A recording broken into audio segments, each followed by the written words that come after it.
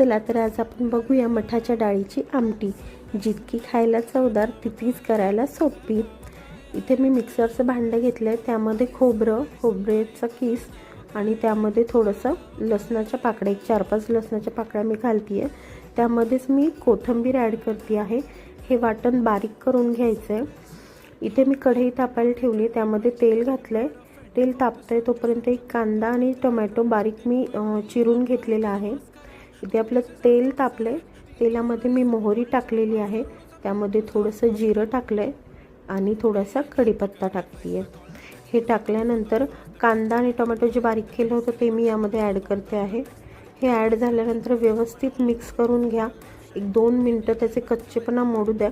कच्चेपणा मोडून झाल्यानंतर त्यामध्ये लसूण आणि खोबऱ्याचं जे वाटण केलं होतं ते मी घातलंय, ते सुद्धा व्यवस्थित एकजीव करून घ्या। त्याला थोडं